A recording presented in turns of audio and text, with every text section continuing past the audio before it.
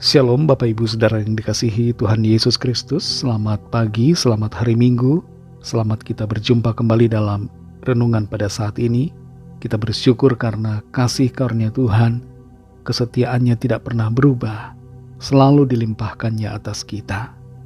Sebelum kita mendengarkan kebenaran firman Tuhan, mari kita berdoa. Bapa di sorga, Bapa dalam nama Tuhan Yesus Kristus, Tuhan dan Allah kami yang selalu menyertai kami, memberikan kami kekuatan, membukakan jalan bagi kami. Terima kasih untuk pertolongan Tuhan sampai saat ini. Kalau kami ada itu semua karena kemurahan-Mu, dan kami percaya Tuhan punya rencana baik buat setiap kami. Saat ini kami mau mendengarkan kebenaran firman-Mu. Urapilah kami, supaya kami mengerti dan mentaati akan setiap kehendak-Mu. Dalam nama Tuhan Yesus kami berdoa. Haleluya, amin. Saudara yang dikasih Tuhan, ayat firman Tuhan saat ini terdapat dalam 1 Raja-Raja 11 ayat yang ketiga dan Pengkhotbah 2 ayat 8 dan 9 serta ayat 11. Saya akan baca lebih dulu 1 Raja-Raja 11 ayat yang ketiga. Tertulis demikian. Ia mempunyai 700 istri dan kaum bangsawan dan 300 gundik. Istri-istrinya itu menarik hatinya daripada Tuhan. Pengkhotbah 2 ayat 8-9 dan 11. Aku mengumpulkan bagiku juga perak dan emas, harta benda raja-raja dan daerah-daerah. Aku mencari bagiku biduan-biduan dan biduanita-biduanita, dan yang menyenangkan anak-anak manusia, yakni banyak gundik. Dengan demikian aku menjadi besar, bahkan lebih besar daripada siapapun yang pernah hidup di Yerusalem sebelum aku. Dalam pada itu hikmatku tinggal tetap padaku. Ketika aku meneliti segala pekerjaan yang telah dilakukan tanganku dan segala usaha yang telah kulakukan untuk itu dengan jerih payah, lihatlah, segala sesuatu adalah kesia-siaan dan usaha menjaring angin. Memang tak ada keuntungan di bawah matahari. Saudara yang dikasihi Tuhan, kenyataan bahwa ada tokoh-tokoh dalam Alkitab yang punya banyak istri tidak meniadakan prinsip dan kebenaran yang dikehendaki Tuhan, bahwa pernikahan yang dirancangkannya adalah monogami. Kalau kita ditanya di mana ayatnya dalam Alkitab yang menyebutkan tentang monogami, lalu kita tidak tahu di mana, itu berarti bahwa kita masih perlu belajar untuk membaca dan memahami Alkitab lebih lagi. Firman Tuhan menyatakan dengan jelas tentang prinsip monogami sejak awal penciptaan. Tuhan menciptakan hanya ada satu Adam dan satu Hawa. Inilah rancangan Tuhan dalam keluarga, satu pria dan satu wanita. Dalam Kejadian 2 ayat 21-22, di situ tertulis, lalu Tuhan Allah membuat manusia itu tidur nyenyak. Ketika ia tidur, Tuhan Allah mengambil salah satu rusuk daripadanya, lalu menutup tempat itu dengan daging. Dan dari rusuk yang diambil Tuhan Allah dari manusia itu, dibangunnyalah seorang perempuan, lalu dibawanya kepada manusia itu. Tuhan tidak memberikan 2, 3, atau 4 perempuan untuk Adam, tapi hanya ada satu perempuan. Tuhan tidak memberikan 2, 3, atau 4 Adam untuk Hawa, tapi hanya ada satu Adam untuk seorang Hawa. Dalam 1 Timotius 3 ayat 2 di situ dikatakan, karena itu penilik jemaat haruslah seorang yang tak bercacat, suami dari satu istri. Jelas di sini dinyatakan standar dari seorang hamba Tuhan, seorang percaya haruslah monogami dalam pernikahan. Hawa nafsu dan keinginan manusialah yang menjadikan poligami itu akhirnya terjadi. Adanya tokoh-tokoh dalam Alkitab yang berpoligami bukanlah pembenaran dan bukan doktrin untuk kita berpoligami. Ketika Salomo menjadi raja, istrinya mulai bertambah satu demi satu dan semakin banyak. Ia punya hingga 700 istri dan 300 gundik. Dalam keadaan itu hikmat yang Tuhan berikan masih ada padanya. Tuhan tidak mengambil karunia hikmat yang ia berikan pada Salomo, meskipun Salomo sudah menyimpang. Seringkali saudara orang merasa dikenan Tuhan untuk melakukan dosa, karena melihat bahwa karunia yang diberikan Tuhan masih tetap ada.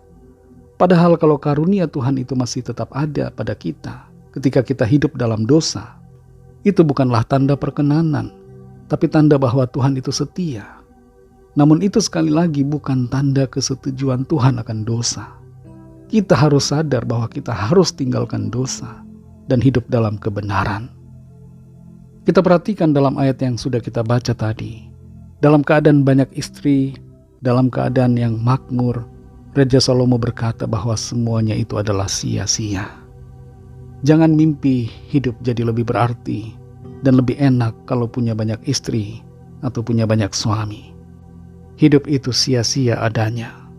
Salomo menyadari bahwa tidak ada yang lebih baik dan membahagiakan daripada melakukan firman Tuhan. Tapi sayangnya Salomo tidak lagi dapat membalikan keadaan. Nasi sudah jadi bubur. Dan dalam kondisi itu, yang parahnya adalah Salomo menjadi jauh dari Tuhan. Hatinya tidak lagi sepenuhnya melekat kepada Tuhan. Punya banyak istri membuat Salomo menjadi tumpul secara iman. Berpoligami akan membawa masalah dalam kehidupan. Saudara yang dikasihi Tuhan, rema firman Tuhan buat kita. Mari hidup benar sesuai prinsip kebenaran firman Tuhan. Jangan hidup mengikuti hawa nafsu dosa yang menyesatkan dan membuat kita jauh dari Tuhan. Biarlah kita selalu setia dalam kebenaran, setia kepada Tuhan Yesus Kristus sampai Ia datang. Mari kita berdoa. Terima kasih Tuhan Yesus, kami mengucap syukur untuk firman-Mu yang sudah kami dengar saat ini, yang menuntun kami untuk tetap tinggal di dalam jalan-jalan yang Tuhan kehendaki, tinggal dalam kebenaran-Mu, tinggal dalam firman-Mu, yang memerdekakan dan yang memberikan kebahagiaan. Pimpin kami selalu Roh Kudus, untuk kami terus melangkah di dalam kehendak-Mu, ya Tuhan. Berkati kami di sepanjang hari ini dalam segala tugas, aktivitas, pelayanan, dan semua yang kami lakukan, agar kehidupan kami menyenangkan hati Tuhan. Kami berdoa bagi yang sakit dan yang sedang dalam pergumulan. Lawatlah ya Tuhan dan nyatakan kuasa pertolongan dan mujizat-Mu bagi setiap kami. Kami bersyukur untuk jawaban doa, bersyukur untuk kesembuhan, bersyukur untuk karya Tuhan yang baik dalam hidup kami. Kami percaya Tuhan membawa kami dalam rencana-Mu yang indah dan sempurna. Dalam nama Tuhan Yesus Kristus, Tuhan dan Juru Selamat kami sudah berdoa dan mengucap syukur. Haleluya. Mari sama-sama kita berdoa, doa Bapa kami. Bapa kami yang di sorga, dikuduskanlah nama-Mu, datanglah kerajaan-Mu, jadilah kehendak-Mu di bumi seperti di sorga. Berikanlah kami pada hari ini makanan kami yang secukupnya. Dan ampunilah kami akan kesalahan kami, seperti kami juga mengampuni orang yang bersalah kepada kami.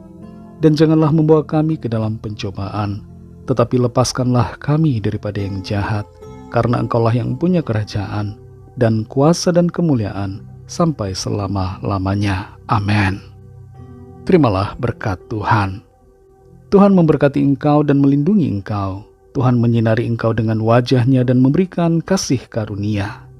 Tuhan menghadapkan wajah-Nya kepadamu dan memberikan damai sejahtera.